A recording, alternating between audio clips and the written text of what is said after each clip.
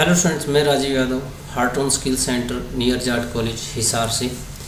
तो हमारा टॉपिक चल रहा है C++ जो HDCS कोर्स में है। तो C++ के हमने इनहेरिटेंस तक हमने सिलेबस को कवर किया है, theoretical as well as practical. तो आपको भी प्रैक्टिकल करना है, आपके पास अगर कंप्यूटर है तो घर पे, ठीक है। तो प्रैक्टिस ज़रूरी है, प्रैक्टिस के बिना कुछ नहीं है भाई। तो बात करते हैं हम यहाँ पे C++ के अंदर जो लास्ट टाइम टॉपिक हुए थे हमारे, class and object, static, friend, constructor, deconstructor, multiple, ठीक है। और फिर हमने इनहेरिटेंस किया था, 3 टॉपिक उसमें कवर किए थे इनहेरिटेंस के अंदर हमने। तो अब जो टॉपिक है हमारा वो है ओवरलोडिंग से रिलेटेड। तो ओवरलोडिंग हमारे पास फंक्शन ओवरलोडिंग और ऑपरेटर ओवरलोडिंग होता है, तो उसके ऊपर डिस्कस करेंगे।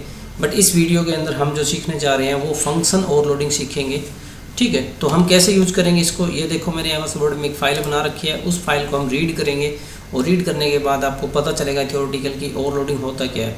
तो C++ overloading, operator and functions की बात करें अगर हम यहाँ पे, C++ allow you to specify more than one definition for a function name or the operator in the same scope। यानी कि ये बोलना चाहता है कि सेम स्कोप के अंदर अगर आपके पास एक ही नाम से बहुत सारे फंक्शंस हैं या फिर ऑपरेटर्स हैं तो उनको हम क्या बोलते हैं, फंक्शन या फिर ऑपरेटर ओवरलोडिंग बोलते हैं। And overloading declaration that is declare with the same name as a previous declaration. यानी कि ये बोलना चाहता है कि ओवरलोडिंग का मतलब ये होता है कि आप सेम नेम जो पीछे डिक्लेयर कर रखा है वही आप दोबारा उसी स्कोप के अंदर आप डिक्लेयर कर रहे हो, तो उसको बोलते हैं हम ओवरलोडिंग, ठीक है। बोथ डिक्लेरेशन है डिफरेंट आर्गूमेंट, यानी कि बट इस बात का ध्यान रखना कि दोनों आर्गूमेंट होते हैं, उनके अंदर क्या होता है, दोनों जो डिक्लेरेशन होगी उनके अंदर क्या होगा, आर्गूमेंट अलग अलग होता है। एब्सोल्युटली डिफरेंट डेफिनेशन इम्प्लीमेंटेशन, और अलग अलग इम्प्लीमेंटेशन के लिए यूज़ किया जाता है। दोनों, मान लीजिए 2 फंक्शन बनाए आपने, ठीक है, सेम नाम से फंक्शन बना दिए दोनों, बट एक में आर्गूमेंट है एक और दूसरे में 2, तो दोनों का मतलब, दोनों का यूज है वो अलग अलग हुआ, इस बात का ध्यान रखना।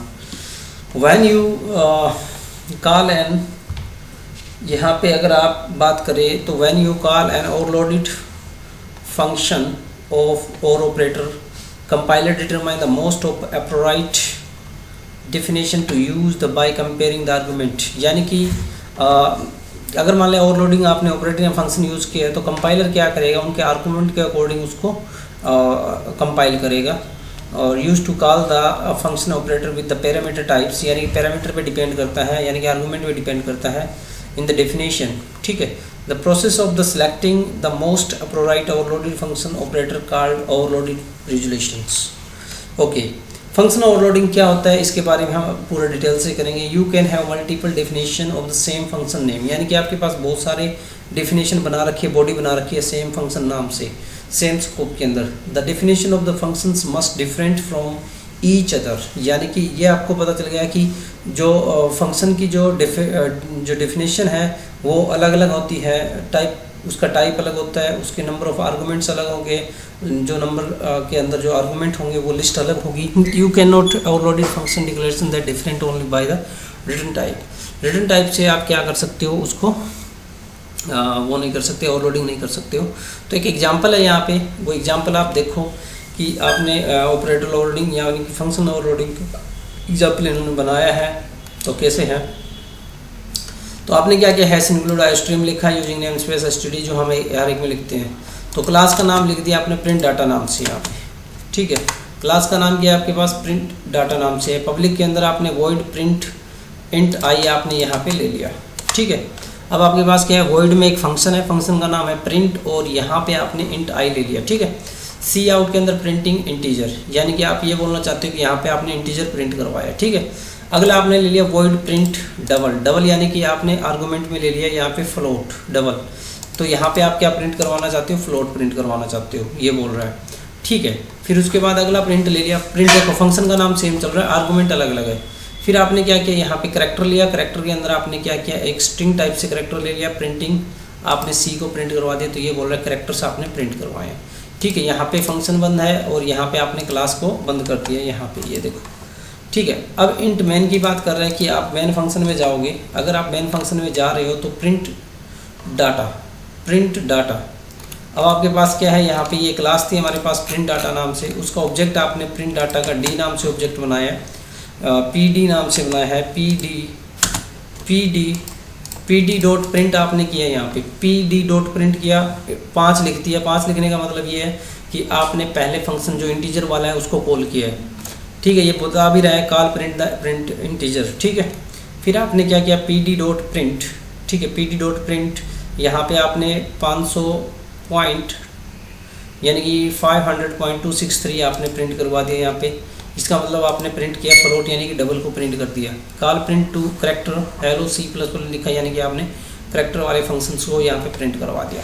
तो ये था आपके पास एक एग्जांपल छोटा सा प्रिंट करवाने के लिए। अब एग्जांपल अपना लाइव बनाते हैं कि कैसे हम C++ के अंदर फंक्शन ओवरलोडिंग कर सकते हैं। तो वो देखो यहाँ पे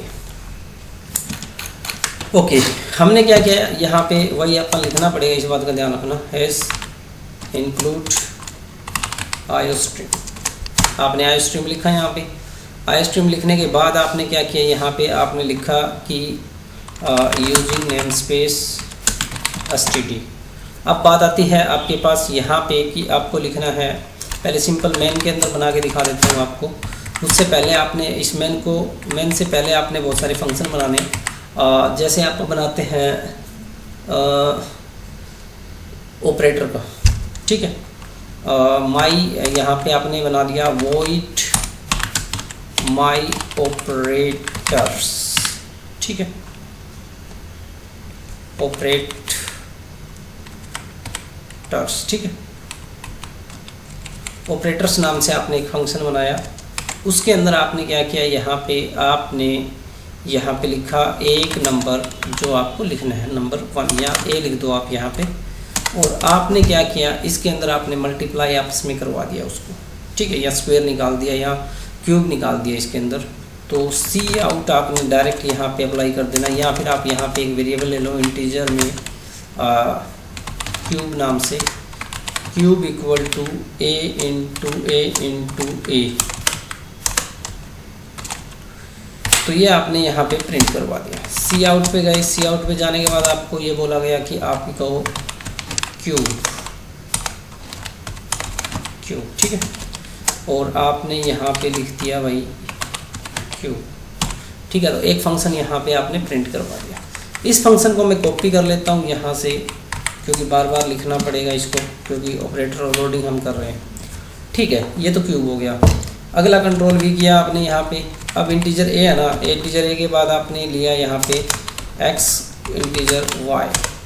फंक्शन का नाम सेम है, बट हमने इसके अंदर क्या किया, आर्गूमेंट है वो अलग दे दिए। यहाँ पे हमने क्या किया है, आर्गूमेंट्स हैं वो हमने क्या दे दिया, अलग दे दिए यहाँ से। तो हमने क्या किया, इंटीजर में सम नाम से एक वेरिएबल ले लिया, sum equal to x plus y आपने यहाँ पे कर दिया, x प्लस वाई आपने यहाँ पे लिखा। और सी आउट में आपने लिख दिया यहाँ पे सम ऑफ नंबर्स, प्लस में यहाँ पे आपने लिख दिया सम। क्लियर है। एक और ऑपरेटर ओवरलोडिंग के लिए अपन ले लिया यहाँ पे, मैंने यहाँ पे सेम फंक्शन को कॉल किए बनाया। मैंने लिख दिया यहाँ पे a, b, c, integer b integer c, ठीक है। एक फंक्शन ये बना दिया मैंने यहाँ पे, ठीक है। ये फंक्शन बनाने के बाद मैंने यहाँ पे क्या अप्लाई कर दिया कि आपने यहाँ पे ऑपरेटर से रिलेटेड आपने काम किया। तो इंटीजर में गए आप, इंटीजर लेने की जरूरत नहीं है, इफ़ एल्स की बात करेंगे यहाँ पे। If a greater than b and a greater than c, ठीक है। और आपने क्या लिखा, यहाँ पे लिख दिया सी आउट में a इज़ ग्रेटर, ठीक है, a इज़ ग्रेटर आपने लिख दिया यहाँ पे, ओके। फिर एल्स इफ में चले गए, b is greater than and b is greater than c आपने ये लिख दिया यहाँ पे, ठीक है। ये लिखने के बाद आपने क्या किया, यहाँ पे आपने भाई क्या किया, यहाँ पे लिख दिया सी आउट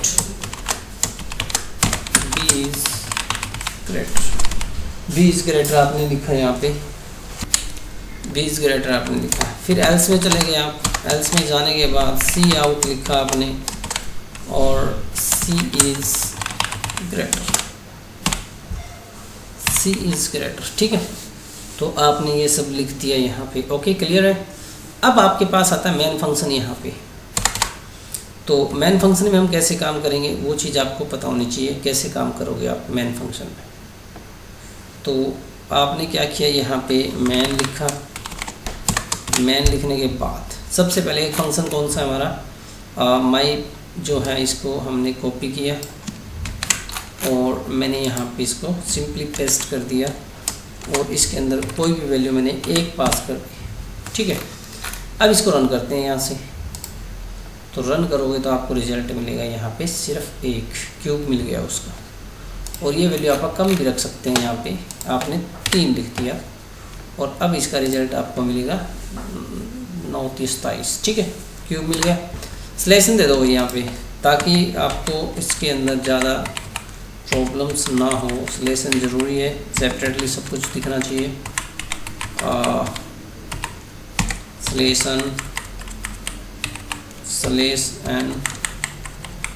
ठीक है, तो अब आते हैं बात दूसरे फंक्शन की कॉल करने की। यहाँ पे यही तो फंक्शन था अपने पास, हमने दूसरे में सम किया है 4,8। ठीक है, रन करो। अब यहाँ से रन किया आपने यहाँ से, तो 27 उसका क्या आया, पहले वाले का रिजल्ट 4, 8, 4, 12। दूसरे वाले को कॉल किया इसलिए वो रिजल्ट आया है। अब तीसरा भी कॉल कर देते हैं आप यहाँ पे, जो कि कंडीशन लगाने के लिए था। ठीक है, ये हमने यहाँ पे लिख दिया। तो तीनों रिजल्ट आपको यहाँ पे प्रॉपरली दिखाई देंगे। ये देखो, 27 पहले का है, दूसरे का 12 है, तीसरे का सी इज ग्रेटर। ठीक है, सी इज ग्रेटर आया है यहाँ पे। तो इसका मतलब क्या है यहाँ पे, ये कि आपने जिस फंक्शन को कॉल किया है वो फंक्शन यहाँ पे पहला क्यूब मान के चला, क्योंकि उसके अंदर एक आर्गूमेंट है इसलिए वो कॉल हो गया। ठीक है, और सम ऑफ नंबर 12 आया है क्योंकि उसमें 2 आर्गूमेंट है इसलिए आपने वो कॉल कर दिया। ठीक है, सी इज ग्रेटर इसलिए दिखा रहा है क्योंकि आपने वहाँ पे इसको यहाँ से 3 आर्गूमेंट इसलिए कॉल कर दिया है। तो जैसे आप मेन चलाओगे, जैसे आपका मेन फंक्शन रन होगा, तो मेन फंक्शन के अंदर ये पहला है 3 वाला, तो ये क्या देखेगा, 3 नाम है, आर्गूमेंट पहला है, तो आर्गूमेंट पहले वाले को सर्च करेगा, यहाँ पे आएगा। यहाँ पे आने के बाद इसके पास जो डेफिनेशन इसकी बॉडी है उसको एग्जीक्यूट कर देगा। फिर यहाँ पे ये आएगा, यहाँ पे 4 और 8 है, 4 और 8 यानी 2 आर्गूमेंट वाले फंक्शन को सर्च करेगा, एक ये है एक ये है, तो ये अपना काम यहाँ से कर देगा।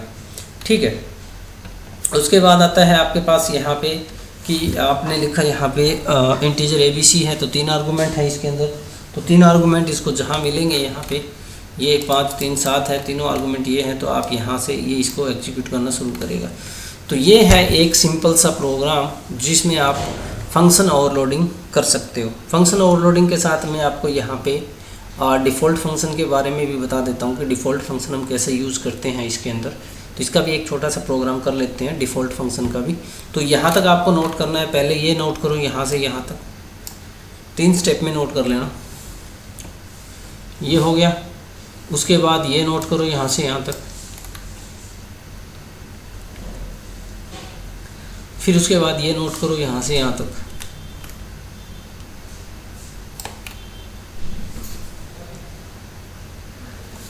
ठीक है। उसके बाद आपको ये नोट करना है यहाँ से यहाँ तक। ओके, ये आपने नोट कर लिया यहाँ से। तो आपको करना क्या है कि ओके, अब बात करते हैं यहाँ पर डिफ़ॉल्ट फंक्शन की। डिफ़ॉल्ट फंक्शन हम कैसे यूज करते हैं C++ में। तो ये मैं यहाँ से डिलीट कर रहा हूँ सारा।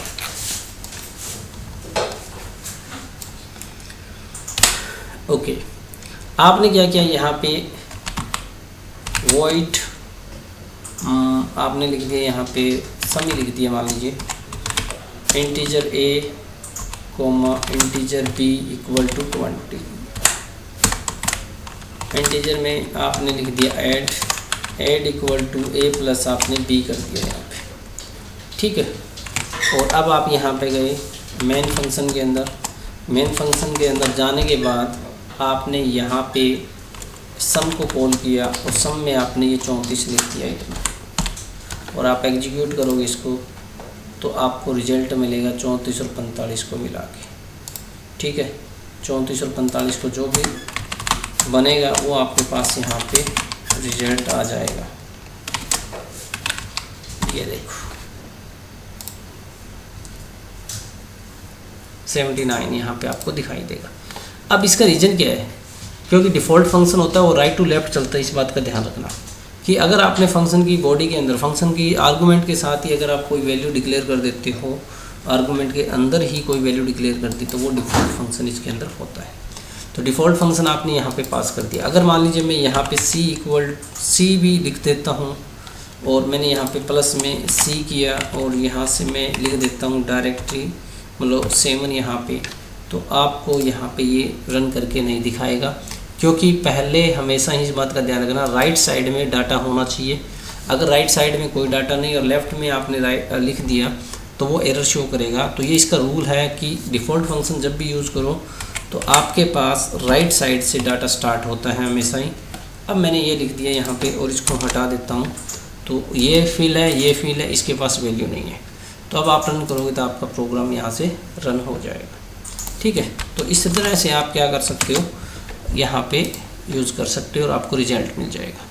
अब मान लीजिए आपको कहा कि आपने ये कहा कि मेरे को ये वैल्यू तो नहीं चाहिए, तो आप यहाँ पे अपनी मर्ज़ी से कोई भी वैल्यू दे सकते हो। अब उस वैल्यू को ये ओवरराइट कर देगा यहाँ पे। अब ये क्या करेगा, उस वैल्यू को यहाँ पे ओवरराइट करके आपको दे देगा। जैसे 6 की जगह 2 आ जाएगा, 45 की जगह 1 आ जाएगा, तो ये ओवरराइट करके आपको यहाँ पे दे देगा। तो देखो 37 आया, 37 कैसे हुआ, ये देखो 34 और 1 35 और 2 37। तो इन चीज़ों को यानी कि डिफ़ॉल्ट आर्गूमेंट के अंदर जो है आपके पास, उनको ओवरराइट करने के लिए हम डायरेक्ट यहाँ पे भी वैल्यू पास कर सकते हैं। तो ये है हमारे पास डिफ़ॉल्ट फंक्शन। अब हम एक एग्जाम्पल और बनाते हैं ओवरलोडिंग फंक्शन का कि अलग अलग आर्गूमेंट होने चाहिए उनके अंदर। तो ये आप एक बार नोट कर लीजिए, ये पूरा प्रोग्राम है डिफ़ॉल्ट फंक्शन का। चलो आपने ये नोट कर लिया। अब बात करते हैं हम यहाँ पे कि प्रोग्राम है, इसमें आपके पास डिफ़ॉल्ट नहीं, आपके पास प्रोग्राम बनेगा ओवरलोडिंग फंक्शन का विद डिफरेंट डाटा टाइप। ठीक है, तो आपने क्या किया, यहाँ पे एक फंक्शन ले लिया void sum नाम से, उसमें इंटीजर पास कर दिया आपने, इंटीजर a इंटीजर b पास कर दिया। ठीक है, सी आउट में डायरेक्ट आपने लिख दिया यहाँ पे सम इज a प्लस b। ठीक है, अलग वेरिएबल नहीं लेंगे यहाँ पे हम। ठीक है, आपने ये लिख दिया। ठीक है, अब एक बात और आती है इसके अंदर, void sum नाम से लिया आपने। अब हमने फ्लोट में क्या किया, x फ्लोट में हमने क्या लिया, y लिया। ठीक है, आर्गूमेंट अलग अलग हो गए। तो सी आउट में गए, यहाँ पे आपने लिखा सम ऑफ इंटीजर, लिख दो यहाँ पे सम ऑफ इंटीजर्स। ठीक है, और यहाँ पे लिख दिया स्लेशन लगा के सम of float values,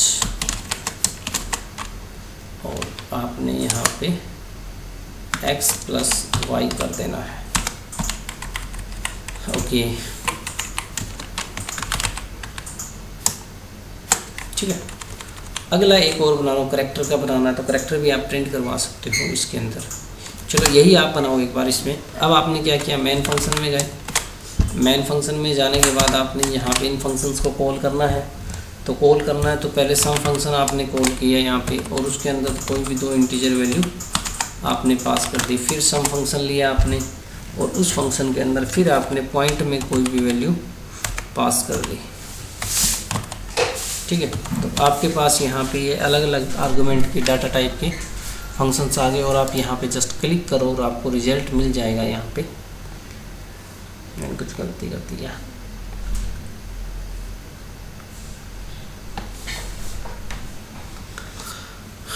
float x float y तो है, दिक्कत तो नहीं आनी चाहिए, कहीं ना कहीं गड़बड़ कर रहे हैं यहाँ पर। 34 और 67, ठीक है, 34.10।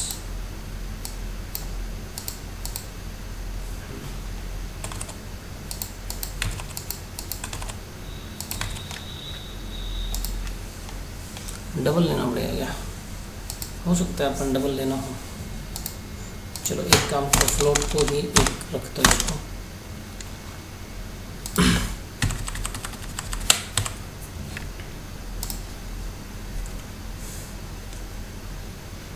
x plus x। ओके, ये आपके पास रिजल्ट इस तरीके से आ जाएगा। ओके, अगर आपको करेक्टर भी लेना है तो करेक्टर भी आप यूज़ कर सकते हो इसके अंदर, कि करेक्टर आप कैसे लोगे और कैसे उसको शो करोगे। तो करेक्टर के लिए भी कोई दिक्कत नहीं है, आप करेक्टर ले सकते हो, स्ट्रिंग ले सकते हो, आप इसमें पॉइंटर पास कर सकते हो। करेक्टर का भी एक एग्जांपल दे देते हैं कि हम कैसे यूज़ करेंगे। तो ये मैं यहाँ से डिलीट कर रहा हूँ। उसके बाद आता है करेक्टर का एग्जांपल, वॉइड आपने लिखा यहाँ पे 8, इंटीजर पास कर दिया यहाँ पे a, ठीक है, और सी आउट में आपने a को प्रिंट करवा दिया। फिर वॉइड आपने लिखा 8 और करेक्टर में पॉइंटर में c लिख दिया यहाँ पे, सी आउट यहाँ पे लिख दिया /n लगा के c, ठीक है, ये आपने यहाँ पे बना दिया। अब बात आती है यहाँ पे मेन फंक्शन की। तो मेन फंक्शन आपने ये लिखा और ऐड है फंक्शन, उसमें ये वैल्यू पास कर दिया आपने, तो रिजल्ट आपको मिल जाएगा ये देखो 34। फिर हमने ऐड फंक्शन में जाके लिख दिया हेलो, स्ट्रिंग है तो 34 और हेलो एक एक आर्गूमेंट है, देखो इसमें भी एक है और इसमें भी एक है। तो आपके पास ये क्या करेगा यहाँ पे same argument with different data type, ठीक है, same argument with different data type and same function is called there. तो आपको ये इस तरह से फंक्शन ओवरलोडिंग के बारे में करना है। और ये एक छोटा सा एग्जांपल था, 3-4 एग्जांपल हमने किए हैं फंक्शन ओवरलोडिंग से रिलेटेड। तो इस वीडियो में आज के लिए इतना ही, ठीक है। अगर कोई भी डाउट है, कोई भी प्रॉब्लम है तो गूगल क्लासरूम के अंदर आप कमेंट कर सकते हो और आप पूछ सकते हो, ठीक है स्टूडेंट्स। ओके।